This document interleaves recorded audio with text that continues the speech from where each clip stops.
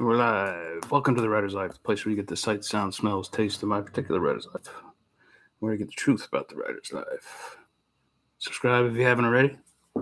Punch the like button and tap that bell for notifications so that you don't miss out on one super exciting video. I said super today, not Uber. Gotta mix it up a little.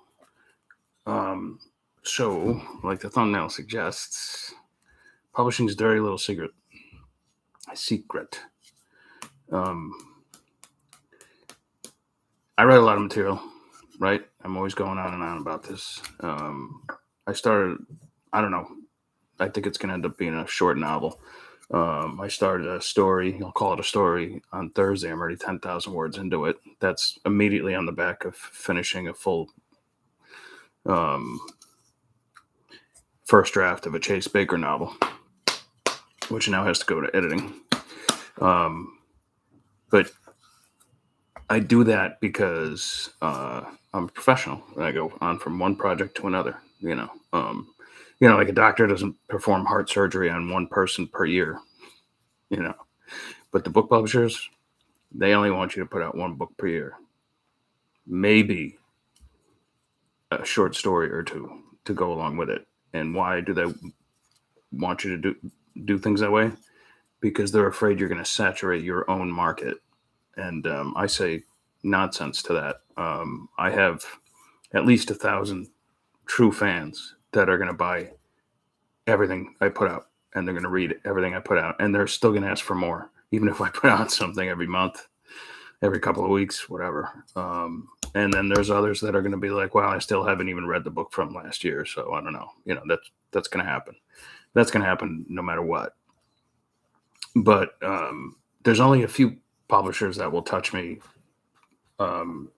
since I put out so much material.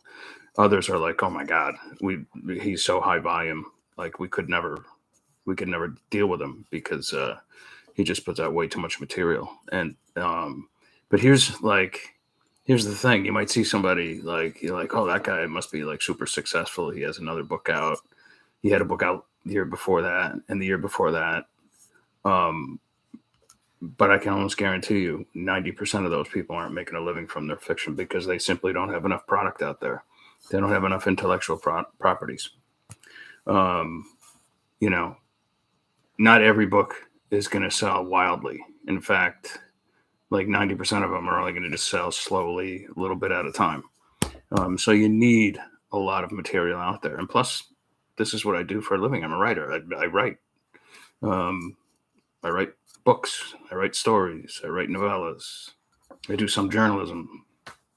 This is what I do. Can you imagine if like a home builder built one home per year?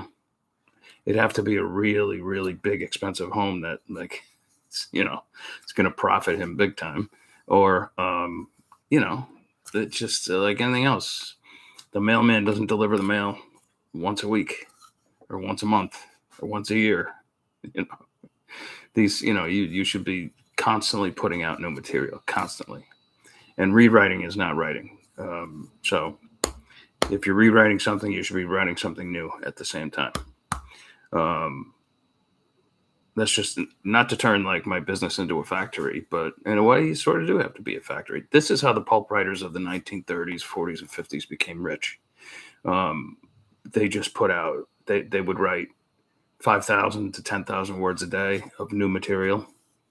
And a lot of that stuff would go into the magazines, the pulp magazines that you'd find on the racks in the 5 a dime stores or wherever, some bookstores, whatever. And then they would be taken off the shelf within the month and torn up and thrown away. But the stories themselves would either be collected by the publisher, or rather by the writer, and published that way, or a novel would be published, and you'd have like the dime novel. So the stories would go on that way. And the same thing's happening now, like with serialized, like if you watch the video from yesterday,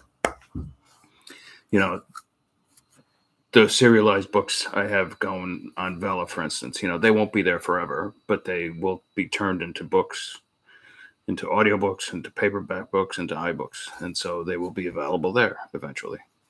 And this is how you continue to build up your intellectual property. And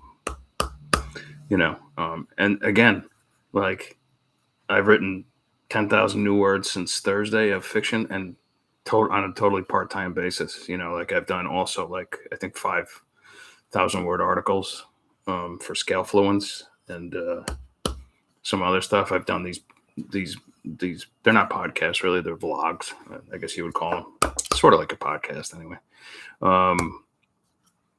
What else have I, like numerous emails and whatever comes my way. So it's not hard. Once you get used to it, it's not hard, but you have to keep at it every day. Weekends, birthdays, holidays. If you want to be a successful pulp writer or successful genre writer, this is what you have to do. And to me, it's fun. So anyway, I will catch you guys tomorrow.